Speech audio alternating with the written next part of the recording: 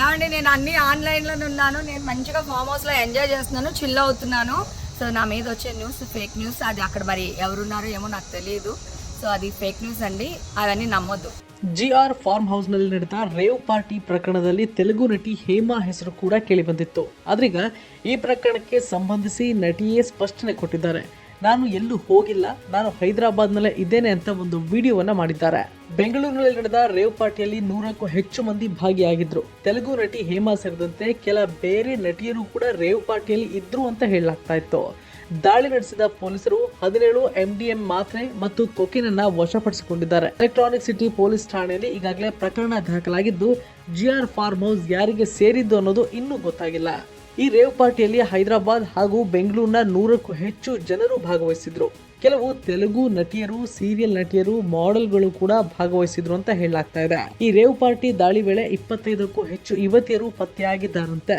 ಮಾಡೆಲ್ಗಳು, ಟೆಕ್ಕಿಗಳು ಕೂಡ ಭಾಗವಹಿಸಿದ್ದಾರೆ ಅಂತ ಹೇಳಲಾಗ್ತಾ ಇದೆ. ಎಲೆಕ್ಟ್ರಾನಿಕ್ ಸಿಟಿಯ ಜಿಆರ್ ಫಾರ್ಮ್ ಹೌಸ್ ನಲ್ಲಿ ನಡೀತಾ ಇದ್ದ ರೇವ್ ಪಾರ್ಟಿಗೆ 50 ಲಕ್ಷ ಹಣ ಖರ್ಚು ಮಾಡಲಾಗಿದೆ ಅಂತೆ. ಈ ರೇವ್ ಪಾರ್ಟಿ ಆಯೋಜಕರು ಆಂಧ್ರ ಪ್ರದೇಶದಿಂದ ವಿಮಾನದ ಮೂಲಕ ಈ ಕಾರ್ಯಕ್ರಮಕ್ಕೆ ಕರೆದುಕೊಂಡು ಬಂದಿದ್ರಂತೆ. ಇನ್ನು ಈ ಪಾರ್ಟಿ ಆಯೋಜಕ ವಾಸು ಸೇರಿದಂತೆ 5 ಈಗಾಗಲೇ ಬಂಧಿಸಿದ್ದಾರೆ ಪೊಲೀಸ್ನವರು.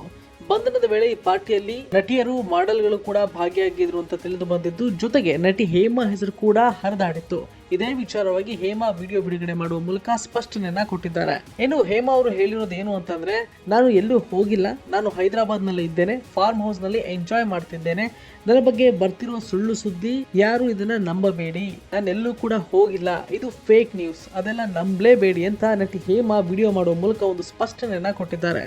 ಕಳೆದ 1 ವಾರದಿಂದ ಹೈದರಾಬಾದ್ ನಲ್ಲಿ ಇದ್ದೀನಿ, ಇನ್ನು 1 ವಾರ ಇಲ್ಲೇ ಇರ್ತೀನಿ. ಬಹುಶಃ ಅಲ್ಲಿ ಯಾರೋ ಬೇರೆ ಹೇಮಾ ಇರಬಹುದು, ಸೆಲೆಬ್ರಿಟಿ ಅನ್ನೋ ಕಾರಣಕ್ಕೆ ನಾನು ಅಂದ್ಕೊಂಡಿರ್ಬೇಕು, ಬಟ್ ನಾನು ಅಲ್ಲಿಲ್ಲ. ಮಾಧ್ಯಮಗಳಲ್ಲಿ ಸುದ್ದಿ ನೋಡಿದ ಮೇಲೆ ನನಗೆ ಗೊತ್ತಾಗಿದ್ದು, ನಾನು ನನ್ನ ವೈಯಕ್ತಿಕವಾಗಿ ಹೈದರಾಬಾದ್ ನಲ್ಲಿ ಎಂಜಾಯ್ ಮಾಡ್ತಿದ್ದೀನಿ ಅಂತ ವಿಡಿಯೋವನ್ನ ಮಾಡಿದ್ದಾರೆ. ನಟಿ ಹೇಮಾ ತೆಲುಗಿನ ಸ್ಟಾರ್ ನಟರ ಚಿತ್ರಗಳಲ್ಲಿ ಖಾಯಂ ನಟಿಯಾಗಿ ನಟಿಸ್ತಾ ಬಂದಿದ್ದಾರೆ. 250ಕ್ಕೂ ಅಧಿಕ ಸಿನಿಮಾಗಳಲ್ಲಿ ಅಭಿನಯ ಮಾಡಿದ್ದಾರೆ. ಕನ್ನಡದಲ್ಲಿ ಒಂದು ಸಿನಿಮಾ ಮಾಡಿದ್ದಾರೆ. 2014ರ ಪುನೀತ್ ರಾಜ್ಕುಮಾರ್ నటನೆಯ పవర్ చిత్రದಲ್ಲಿ యాక్ట్ కూడా ಮಾಡಿದ್ದಾರೆ.